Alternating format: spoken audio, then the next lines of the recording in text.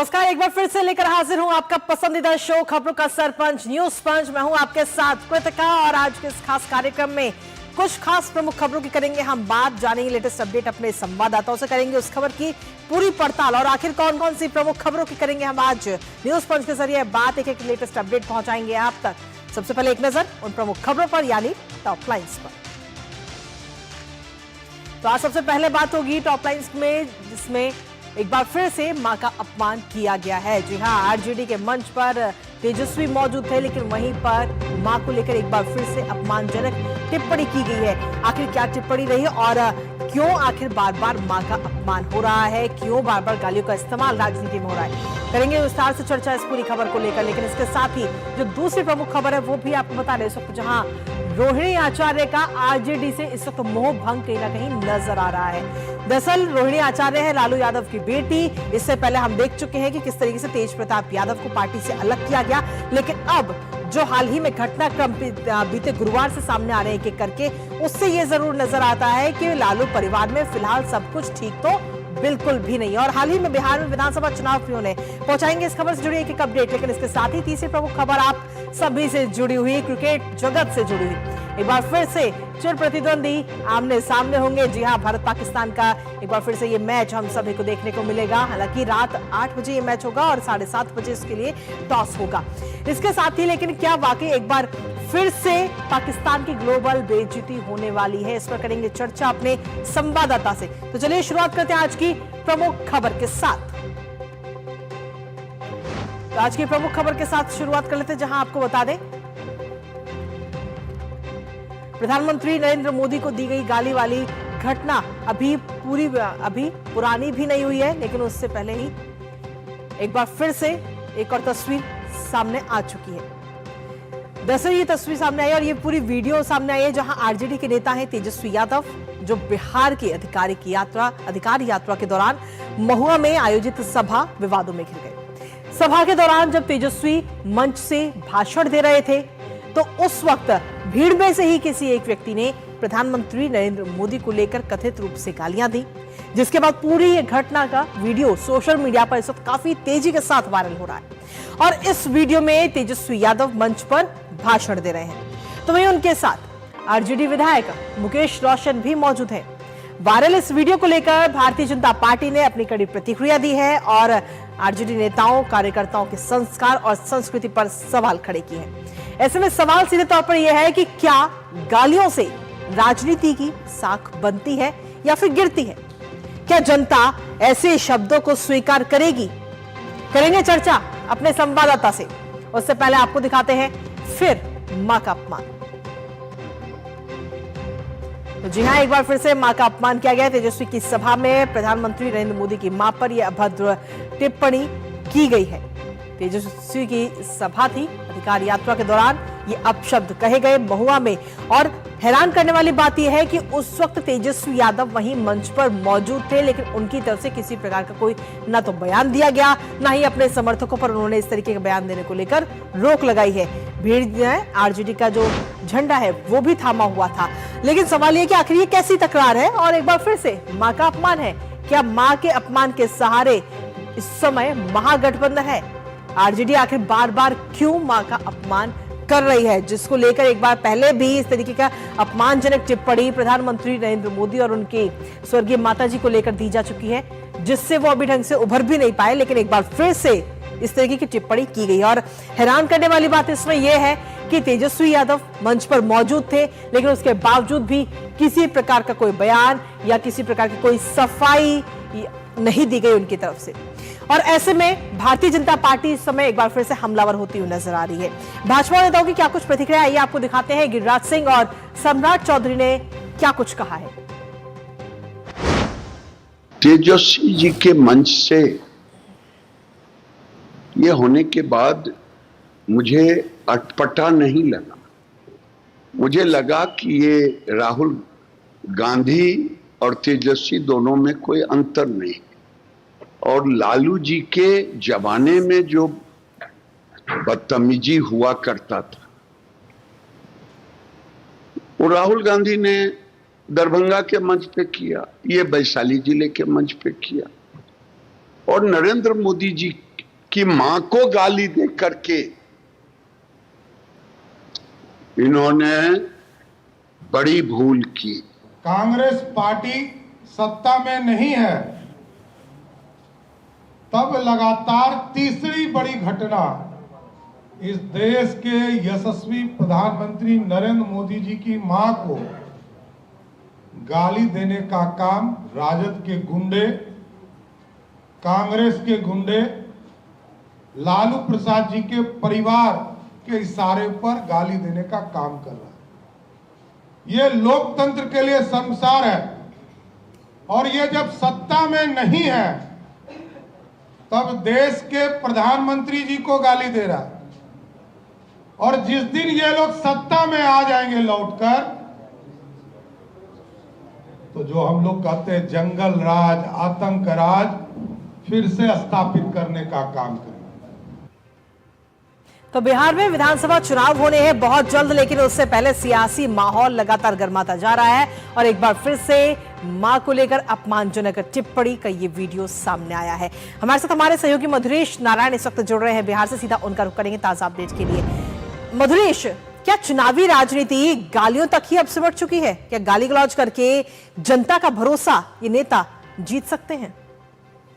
देखिए, ये बेहद निंदनीय स्थिति बिहार की राजनीति में भी बनी हुई है, जहां पीएम की मां को लेकर के ऐसी अभद्र टिप्पणी लगातार की जा रही है और ये आम लोगों के लिए भी बेहद शर्मनाक स्थिति बन गई है, क्योंकि इन नेताओं की वजह से जो बिहार के आम लोग हैं वो भी आहत हुए हैं। क्योंकि मां किसी की भी हो, अगर उसके लिए आप अभद्र टिप्पणी करते हैं तो ये पूरे समाज के ऊपर में सवाल है। ये व्यक्ति विशेष का विषय नहीं, ये पूरे बिहार की अस्मिता जो है उस पे ही अब सवाल खड़ा हो चुका है कि बिहार जो कि एक बौद्धिक राज्य समझा जाता था, जहां बुद्ध की धरती है, जहां गुरु गोविंद सिंह की धरती है, वहां से मां का अपमान किया जाना राजनीति के लिए ये बेहद निंदनीय है।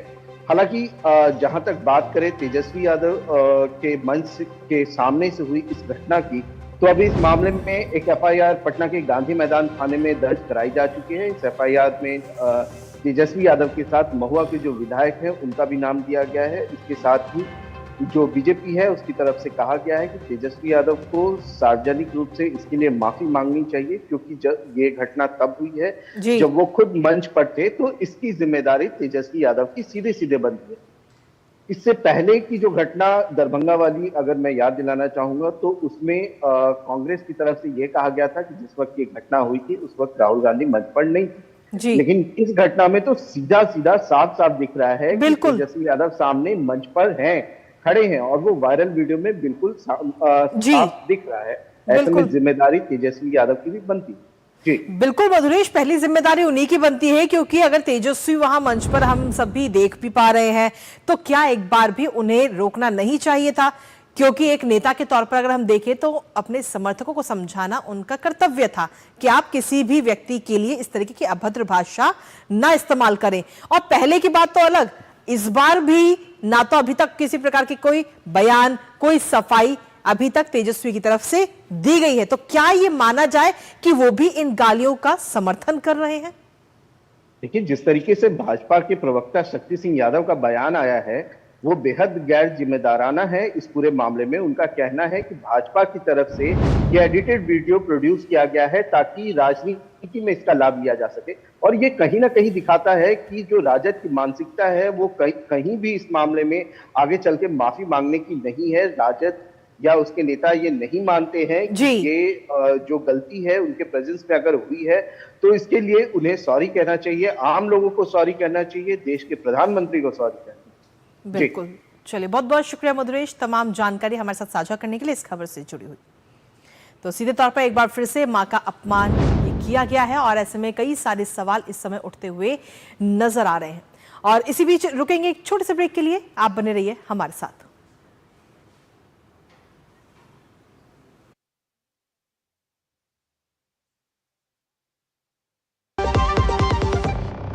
पता है, I was a bright student.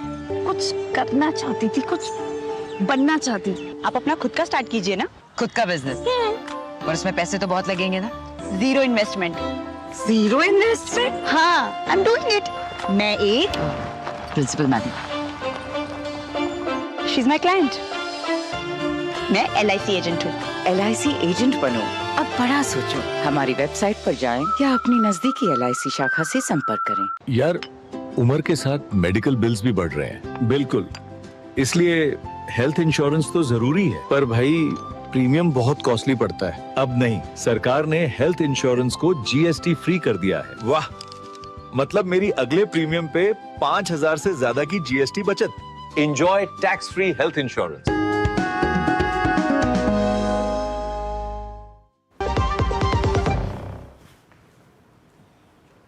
और ब्रेक के बाद एक बार फिर से स्वागत आप सभी का। अब रुक करते हैं हमारी अगली महत्वपूर्ण खबर का, जो बिहार से ही है। जी हां, बिहार विधानसभा चुनाव से पहले ही लालू परिवार में इस समय विवाद गहराता जा रहा है। पहले तेज प्रताप को पार्टी से अलग किया गया और अब रोहिणी आचार्य, लालू यादव की बेटी, खुद को पार्टी से अलग करती नजर आ रही है। और ये हम नहीं कह रहे, बल्कि ये उनका सोशल मीडिया का जो अकाउंट है X, वो बता रहा है। दरअसल रोहिणी ने गुरुवार को तेजस्वी की सीट पर संजय यादव के बैठे होने की तस्वीर को रीपोस्ट करते हुए कुछ सवाल उठाए थे। हालांकि बाद में उन्होंने इस रीपोस्ट को हटा भी दिया, जिसके बाद इस पोस्ट को लेकर उन्हें सोशल मीडिया पर काफी ज्यादा ट्रोल भी किया गया। और फिर रोहिणी आचार्य ने सोशल मीडिया प्लेटफॉर्म X पर 2 पोस्ट किए, जिसमें आत्मसम्मान की बात रोहिणी आचार्य ने की। पर अब उन्होंने सोशल मीडिया से लालू यादव, राबड़ी और साथ ही तेजस्वी की फोटो ही हटा दी है और साथ ही कई नेता को अनफॉलो भी उन्होंने कर दिया। ऐसे में ये पूरा घटनाक्रम इशारा कर रहा है कि लालू परिवार में कुछ ठीक नहीं है। फिलहाल अब देखना यह होगा कि रोहिणी की नाराजगी को लालू यादव आखिर कैसे संभालते हैं, क्योंकि उनके बड़े बेटे तेज प्रताप पहले ही संजय यादव को कई मौकों पर घेर चुके हैं। करेंगे चर्चा अपने संवाददाता से। उससे पहले आपको दिखाते हैं बिहार चुनाव से पहले लालू परिवार में उथल पुथल।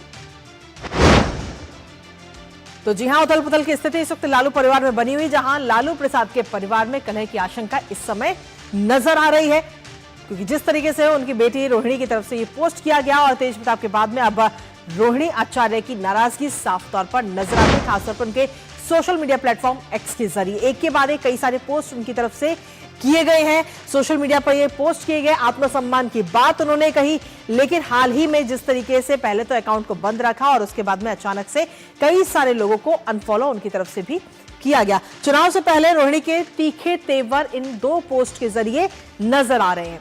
रोहिणी की नाराजगी के पीछे संजय यादव है सीधे तौर पर, और संजय यादव को लेकर रोहिणी ने ये पोस्ट किया था। हालांकि बाद में उस पोस्ट को जब विवाद हुआ तो उस पोस्ट को हटा भी दिया गया, लेकिन उसके बावजूद भी ये बात यहीं तक नहीं थमी है और रोहिणी आचार्य ने अपने सोशल मीडिया प्लेटफॉर्म X पर कई बड़े बदलाव करे, और वो ये बदलाव जो है वो वाकई हैरान करने वाले हैं। एक बदलाव की नजर हम डालते हैं, जिसमें खासतौर पर अगर हम देखें तो पहले 8 घंटे तक रोहिणी आचार्य ने अपने इस अकाउंट को प्राइवेट करके रखा, जिससे कि कोई भी व्यक्ति ना तो उन्हें टैग कर सकता था, ना ही उनके अकाउंट पे पोस्ट को देख सकता था। और जैसे ही 8 घंटे के बाद वो अनलॉक करती है, तो अनलॉक के बाद में सभी को दिखता है कि कई सारे बदलाव उनके अकाउंट में हो चुके हैं।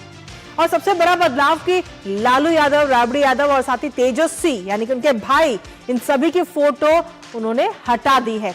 और सिर्फ फोटो नहीं हटाई, बल्कि 58 राजनेताओं को भी उन्होंने अनफॉलो कर दिया है। आप जैसे कि इस तस्वीर के जरिए देख भी रहे हैं। आप पहले उनके 61 लोगों को उन्होंने प्रोफाइल फॉलो कर रही थी, लेकिन अब सिर्फ 3, वो भी गैर राजनीतिक प्रोफाइल को ही रोहिणी आचार्य फॉलो कर रहे हैं, जो अपने आप में कई सारे सवाल उठाते हैं। और ऐसे में देखना यह होगा कि क्या लालू यादव अपनी बेटी रोहिणी आचार्य की इस नाराजगी को दूर कर पाएंगे। हालांकि रोहिणी आचार्य की जो ये नाराजगी है, उसके समर्थन में तेज प्रताप यादव भी आ चुके हैं, जो पहले ही आरजेडी से अलग हो चुके हैं। और तेज प्रताप यादव की तरफ से मीडिया को संबोधित करते हुए कहा गया, उन्होंने सीधे तौर पर कहा कि एक महिला होने के नाते उन्होंने जो सराहनीय काम किया है, शायद ही कोई बेटी या मां कर सकती है। ये हमारे और सभी महिलाओं के लिए पूजनीय है। इनकी चर्चा सदैव की जाएगी। हमारी बहनों का जो अपमान करेगा, उन पर कृष्ण का सुदर्शन चक्र चलेगा। अब आप समझिए कि ये आखिर ये जो बात कही गई है, वो किस व्यक्ति के लिए कही गई है, आप खुद समझ सकते हैं। और हमारे साथ इस वक्त हमारे सहयोगी राजेश जुड़ रहे हैं, सीधा उन्हीं का रुख करते हैं। राजेश, बिहार विधानसभा चुनाव बहुत जल्द होने वाले हैं, सियासी सरगर्मियां काफी तेज हैं, लेकिन वहीं इसी बीच लालू परिवार में सब कुछ ठीक नजर नहीं आ रहा है। पहले तेज प्रताप यादव अलग हो जाते हैं, उनको पार्टी से निष्कासित किया जाता है, और अब रोहिणी आचार्य के जो एक एक करके पोस्ट नजर आ रहे, खासतौर पर सोशल मीडिया प्लेटफॉर्म एक्स पर, और अपने परिवार की फोटो को हटा दे रहे हैं, ये तमाम चीजें दिखाती हैं कि कहीं ना कहीं उनकी भी नाराजगी लगातार बढ़ती जा रही है।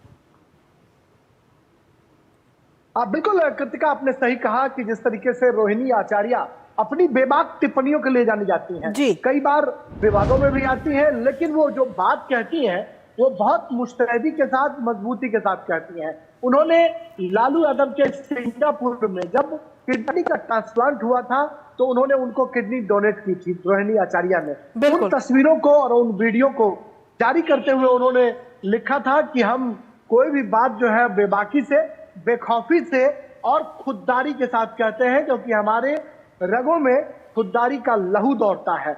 ये कहीं ना कहीं बहुत बड़ा हमला था उन लोगों पर जो तमाम जो पार्टी के समर्पित कार्यकर्ता हैं उनको दरकिनार करने की कोशिश कर रहे हैं। जो मेरे सूत्र बताते हैं रोहिणी आचार्य की नाराजगी उस वक्त से थी जब छपरा में वो राजीव प्रताप रूडी के खिलाफ चुनाव मैदान में थी। मात्र 12,000 मतों के अंतर से वो चुनाव हार जाती हैं।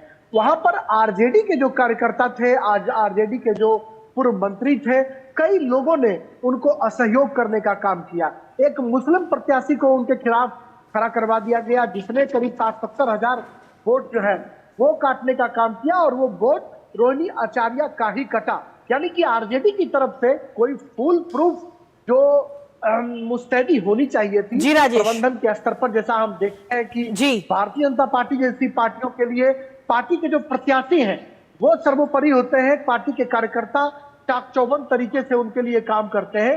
वैसा जो सहयोग था रोहिणी आचार्य के लिए छपरा में नहीं दिखाई पड़ा। उस वक्त से ही उनकी ये नाराजगी है, और हम सब लोग जानते हैं कि तेज प्रताप अपने बहनों के दुलारे हैं, तो कहीं ना कहीं तेज प्रताप को पार्टी और घर से बाहर का रास्ता दिखाए जाने को लेकर भी नीता भारती हो या रोहिणी आचार्य या फिर अन्य जो बहनें हैं, बिल्कुल सभी जुबान से कहीं इस बात को लेकर तेज प्रताप के साथ अपने को एसोसिएट कर रहे हैं। भीतर तहखाने जो है सब कुछ ठीक ठाक नहीं चल रहा है, ये स्पष्ट तौर पर कहा जा सकता है।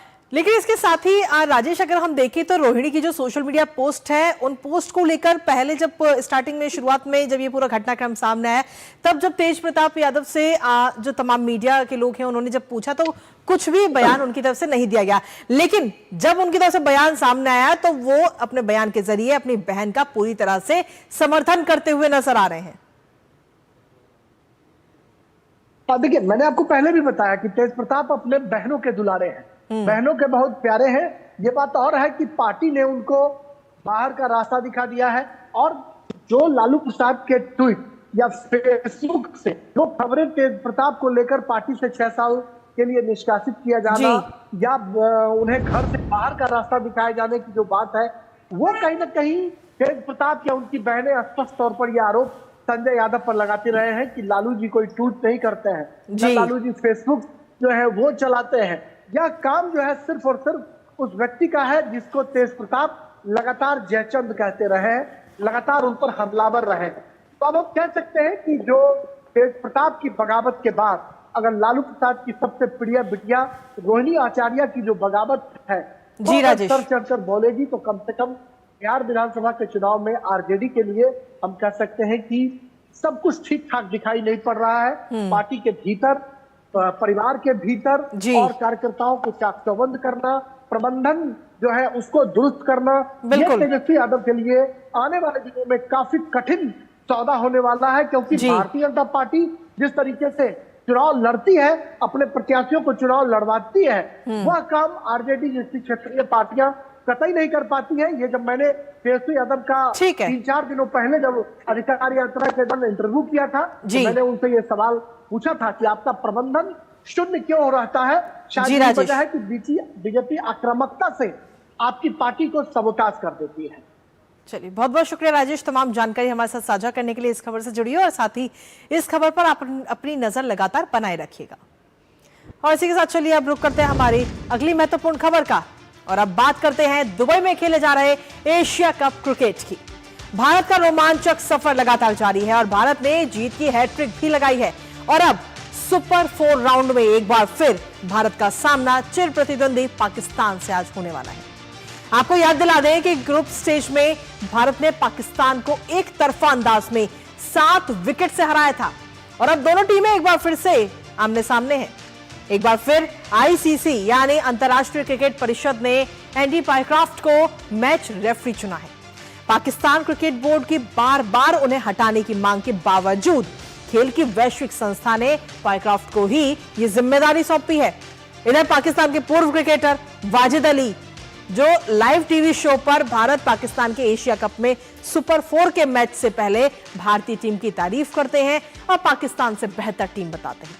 आखिर कैसे रहने वाला है आज का यह मुकाबला, जानेंगे अपने संवाददाता से। उससे पहले आपको दिखाते हैं भारत पाकिस्तान फिर आमने सामने। तो जी हां, भारत पाकिस्तान एक बार फिर से आज आमने सामने होने वाले हैं। शाम 7:30 बजे टॉस होगा जिसमें यह साफ होगा कि आखिर कौन पहले बैटिंग करेगा और कौन बॉलिंग करेगा पहले। और इसके साथ ही एशिया कप के सुपर 4 में यह महामुकाबला जिस पर हम सभी की नजर और बेसब्री से इंतजार कर रहे हैं 8 बजने का, जब यह मुकाबला शुरू होगा। एशिया कप के सुपर 4 में यह महामुकाबला है। आपको बता दें कि ग्रुप स्टेज में 7 विकेट से मात दी थी भारत ने पाकिस्तान को और उसमें जीत के बाद में जो भारत की टीम है उसने हाथ तक नहीं मिलाया था, जो कहीं ना कहीं काफी विवाद भी उस पर हुआ।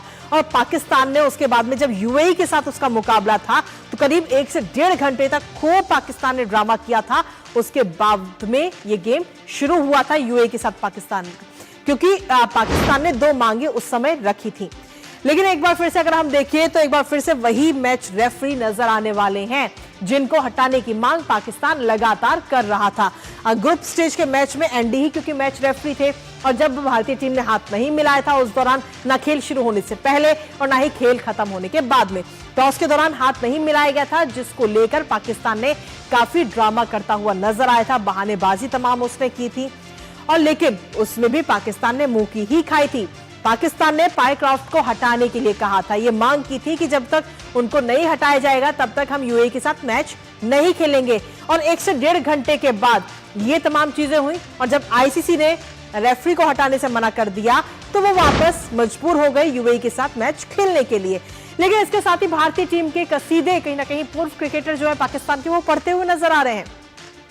पूर्व क्रिकेटर है साजिद खान, उन्होंने लाइव शो में बयान दिया है, भारतीय टीम की तारीफ करते हुए वो नजर आए हैं और पाकिस्तान से बेहतर टीम भारत की टीम को उन्होंने बताया है। इसके साथ ही आपको बता दें कि भारत की तारीफ तो उन्होंने की ही है लेकिन साथ ही कई सारे सवाल भी खड़े कर दिए। उन्होंने कहा है कि मैन टू मैन पाकिस्तान का कोई चांस ही नहीं है। हमारे साथ हमारे सहयोगी दुबई से मुकेश शुक्ला इस वक्त जुड़ रहे, सीधा उनका रुख करते ताजा अपडेट के लिए।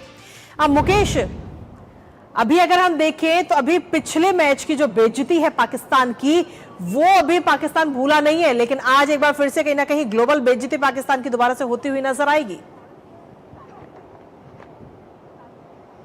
बिल्कुल कृतिका, कहीं ना कहीं पशुपेश में है पाक टीम की भारत का सामना कैसे करेगी, क्योंकि पिछले मुकाबले में हार, फिर यूएई के साथ जो पूरा ड्रामा रचा गया जिसमें उनके खुद के चेयरमैन को आना पड़ा टॉस कराने के लिए, ये सब दुनिया ने देखा, देश ने देखा, यानी बौखलाहट कहाँ तक है। और इसी तरह आज जो मैच रेफरी को जिसको लेकर के वो हटाने की बार बार मांग कर रहे थे, एंडी आज यहाँ पर फिर मौजूद होंगे तो देखना होगा कि आज फिर कोई और ड्रामा तो नहीं करती है या पाकिस्तान की तरफ से साफ संदेश है कि भाई आप अपने गेम पे फोकस करिए, खेलने के बजाय आप उलझुल हरकतें कर रहे हैं जिससे न केवल देश की बदनामी हो रही है बल्कि पूरे विश्व में एक गलत मैसेज जा रहा है। वही भारतीय टीम अपने पूरे कॉन्फिडेंस के साथ, क्योंकि अनबीटन रही ग्रुप स्टेज में, तो वो इस बार फिर से इस जो ग्रुप 4 का ये मुकाबला है इसमें यहाँ पर कैसे परफॉर्म करती है इस पर भी नजर होगी। कृतिका, हमारे साथ अभिषेक भी मौजूद है क्योंकि आज ये दुबई से जाएंगे, काफी इन्होंने क्लोजली वॉच किया है। आज अभिषेक कैसा रहने वाला है इस मैच में, अगर कुछ और एस्पेक्ट पे बात करें, आपने जो कवर किया और आज एक बार फिर से जब भारत पाकिस्तान दूसरी बार बिल्कुल यहाँ पर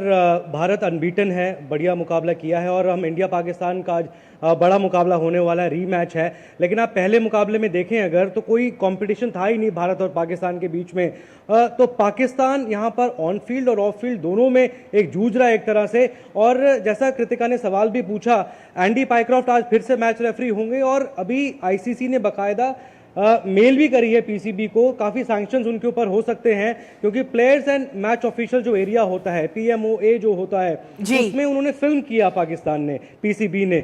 ऑडियो अभी तक उसका बाहर नहीं आया है। उन्होंने ये कहा है कि एंडी पायक्रॉफ्ट ने माफ़ी मांग ली है, लेकिन हमारे सोर्सेज यही कहते हैं मुकेश की माफ़ी कुछ नहीं मांगी है। एक तरह से पाकिस्तान एक बार फिर से बैकफुट पर है। और हाँ, ऑन फील्ड की अगर हम बात करें तो पाकिस्तान और भारत में बहुत ज़्यादा डिफरेंस है, दिखाई देता है। लेकिन भारतीय टीम में हम ये कह सकते हैं कि जो प्लेइंग 11 ओमान के खिलाफ खेली थी वो नहीं होगी। जो पहले के 2 मुकाबलों में प्लेइंग 11 थी, लगता यही है वरुण चक्रवर्ती और जसप्रीत बुमराह वापसी करेंगे। बिल्कुल कृतिका, जिस तरह से देखिए तस्वीर साफ है, भारतीय टीम जिस कॉम्बिनेशन के साथ पिछले मुकाबलों में खेली वो ही रहेगा, और जो पाकिस्तान के साथ पिछला मुकाबला खेला गया था वही पूरी की पूरी टीम यहाँ पर जो है वो चयन किया जाएगा। हाँ, इसके साथ ही मुकेश, क्योंकि आप खुद वहां पर मौजूद है, अभिषेक भी वहां पर मौजूद है, आपने वहां का जो माहौल है, वहां पे जो भारतीय है उनका उत्साह भी आप लगातार देख रहे होंगे, क्योंकि जितना उत्साह भारत में लोग घर बैठकर टीवी देखकर जिनके अंदर होता है, उससे ज्यादा कहीं उत्साह स्टेडियम के आसपास देखने को मिलता है। तो अभी फिलहाल कितना उत्साह वहां के लोगों में, वहां पर भारतीयों में नजर आता है मुकेश? बिल्कुल, जिस तरह से कल अभिषेक और मैं थे यहाँ पर, हम कई फैंस से मिले, वो साफ तौर पर कह रहे थे कि जिस तरह से भारत ने खेला है, भारत जिस तरह से इस टूर्नामेंट में आगे बढ़ा है, निश्चित तौर पर उनका कॉन्फिडेंस भी बढ़ा है, फैंस का भी बढ़ा है। और जो फैंस कह रहे थे कि नहीं जाएंगे, वो गए भी देखने के लिए। उन्होंने कहा कि हम भारत को यहाँ पर पॉजिटिवली चीयर करने गए थे। वहीं पाकिस्तान के फैन कहीं ना कहीं निराश थे, वो तो कह रहे थे कि आप बाइकआउट ही कर दीजिए, शायद हमें खेलने का मौका मिल जाए, हम फाइनल खेल रहे हैं। ऐसा था बिल्कुल, और पाकिस्तान के फैंस निराश है मुकेश। और जिस तरह का खेल ऑफ फील्ड तो है ही, वो कह रहे हैं कि एक शेक हैंड नहीं किया तो इस पर इतनी ज्यादा बढ़ाने की बात क्या है। तो और निराश तो है ही, अगर अच्छा टीम नहीं खेलेगी तो निराश हैं। आप ओपनर की बात करें, वो गेंदबाजी से तो बढ़िया कर रहे हैं सैम अयूब, लेकिन वो बल्लेबाजी में 3-0 हैं उनके।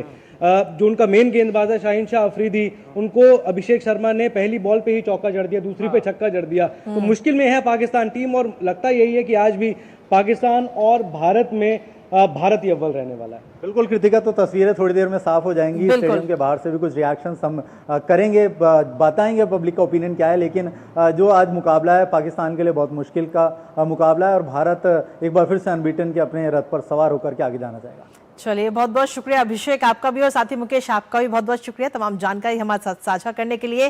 साथ ही लगातार वहां पर एक एक अपडेट पर अपनी नजर बनाए रखिएगा। और इसी के साथ फिलहाल न्यूज पहुंचे मुझे और हमारी पूरी टीम को दीजिए अनुमति। कल सुबह 10:30 बजे फिर होगी आपसे मुलाकात कुछ और खास महत्वपूर्ण खबरों के साथ। तब तक के लिए नमस्कार।